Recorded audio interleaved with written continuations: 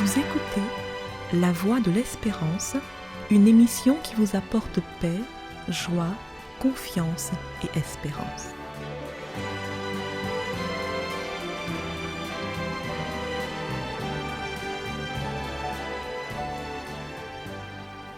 Bonjour la Guyane et bonjour à tous depuis la Guyane.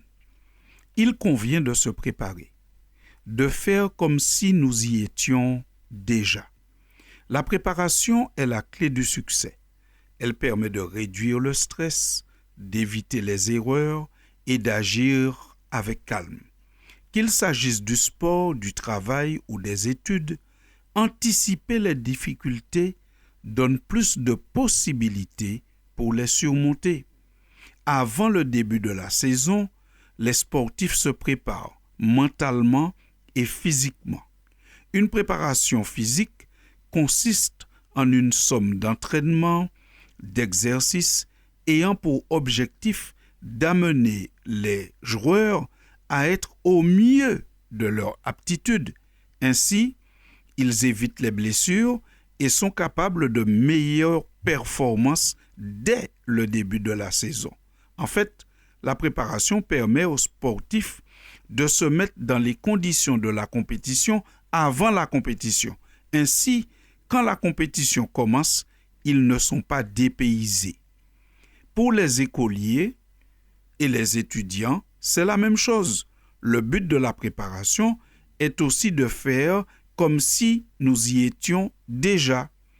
L'étudiant, l'écolier se prépare parce que c'est essentiel pour réduire le stress, retrouver un rythme de sommeil adapté, organiser son matériel à l'avance. Tout cela permet à l'élève, à l'étudiant, d'aborder le premier jour déjà avec confiance, de libérer son esprit de plein de choses et d'être tout de suite apte à l'apprentissage et aux performances alors qu'il retourne sur les bancs de l'école ou de l'université. Cela n'a échappé à personne ces jours-ci. Il y a beaucoup d'effervescence dans les rues et dans les magasins. Les étudiants et les écoliers se préparent avec ferveur avec leurs parents. Tout le monde veut être prêt pour le jour J, pour le jour de la rentrée. Et ça, c'est bien. C'est une bonne chose de se préparer pour la rentrée scolaire. Mais il y a un autre grand événement auquel il faudrait aussi se préparer avec sérieux, diligence, en essayant d'entraîner toute sa famille, si possible. L'événement dont nous parlons est présenté par l'apôtre Jean, qui en a eu révélation, ce qui signifie apocalypse. Dieu lui a fait l'apocalypse d'un événement à venir. Dieu lui a fait la révélation d'un événement à venir. Jean en parle de manière détaillée et imagée dans son livre qu'on appelle justement le livre de l'Apocalypse, au chapitre 19. Il dit « Puis je vis le ciel ouvert, et voici parut un cheval blanc. Celui qui le montait s'appelle fidèle et véritable. Il avait sur son vêtement et sur sa cuisse un nom écrit « Roi des rois et Seigneur des seigneurs ». Celui dont parle Jean ici, c'est bien entendu Jésus. Et l'événement, c'est le retour en gloire du Seigneur Jésus.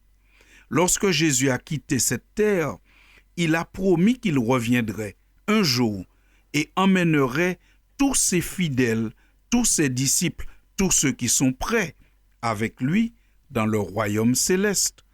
Dans le livre de l'Apocalypse au chapitre 19 et au verset 7, nous lisons « Réjouissons-nous et soyons dans l'allégresse et donnons-lui gloire, car les noces de l'agneau sont venues et son épouse s'est préparée. » Fin de citation. Oui, Jésus revient bientôt, c'est la grande promesse de la Bible. Si vous enlevez cette promesse de la Bible, elle perd tout son sens. Jésus qui revient et qui instaure le royaume de Dieu. Mais ceux qui attendent cet événement doivent se préparer, être prêts. Pour toute rencontre importante, on se prépare. Quand une fiancée sait que son fiancé viendra la chercher, il y a une préparation. On se coiffe, on s'habille, on se parfume, on fait tout ce qu'on peut pour être au mieux pour accueillir le bien-aimé. Dans son livre, le prophète Amos invite à la même chose.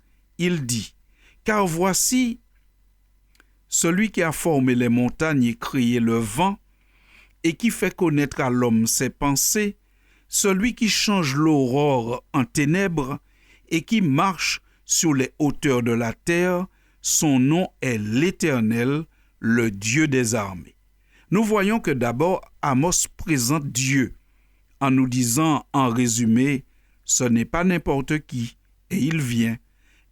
Et le conseil qu'il donne à ses auditeurs de l'époque et à nous qui sommes lecteurs aujourd'hui de son livre, prépare-toi à la rencontre de ton Dieu. Retrouvez ceci au chapitre 4 du livre du prophète Amos. Jésus lui-même a dit, « Tenez-vous prêts, car le Fils de l'homme viendra. » Mais comment être prêt pour rencontrer le Seigneur? Notons juste qu'il ne faut pas vivre dans l'insouciance comme les contemporains de Noé. Eux aussi, on leur avait annoncé un grand événement, le déluge, mais ils n'y croyaient pas. Ils mangeaient, ils buvaient, ils se mariaient, ils vivaient comme si de rien n'était, jusqu'au jour où ils ont été surpris par le déluge. Nous ne voulons pas être surpris par le retour de Jésus.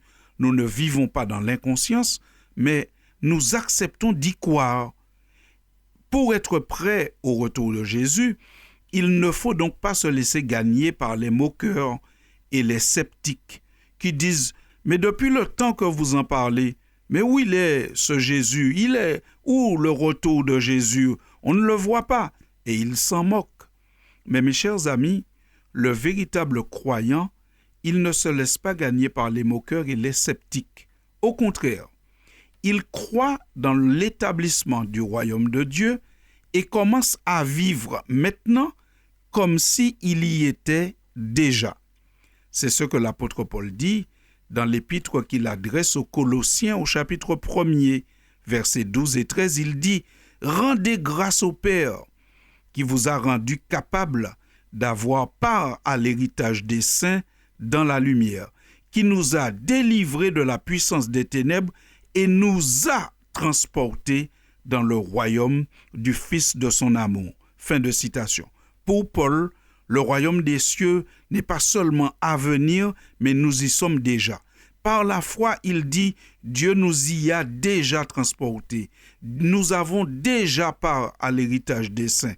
Autrement dit, pour Paul, la foi, c'est être prêt et faire comme si nous y étions déjà. Comme si nous y étions déjà. Comment se préparer pour le retour de Jésus, pour son royaume? C'est vivre maintenant comme si nous y étions déjà. Nous devons donc vivre sur la terre le plus proche possible de ce qui se fera et de ce qui ne se fera pas dans le royaume de Dieu. Alors, chers auditeurs de la Voix de l'Espérance, vous êtes allés certainement dans les magasins cette semaine, dans les rues, et vous avez vu la ferveur des élèves et des parents qui se préparent pour la rentrée. Nous leur souhaitons à tous une bonne année scolaire. Mais nous croyons aussi qu'il y a un autre événement auquel nous devons tous nous préparer. Cet événement, c'est l'apparition bientôt du Roi des rois et du Seigneur des seigneurs pour l'établissement du royaume de Dieu. Et Jésus dit, tenez-vous prêts, tenons-nous prêts, vivons maintenant comme si nous y étions déjà. Merci pour votre attention, bonne préparation et à très bientôt pour une prochaine chronique. C'était La Voix de l'Espérance, une émission préparée par l'Église adventiste du 7e jour. Si vous désirez avoir une copie de la causerie d'aujourd'hui, demandez-la. Elle vous sera donnée gracieusement. Écrivez à La Voix de l'Espérance, boîte postale 169 97 324 Cayenne CEDEX ou téléphonez au 0594 25 64 26. Merci chers auditeurs et à bientôt.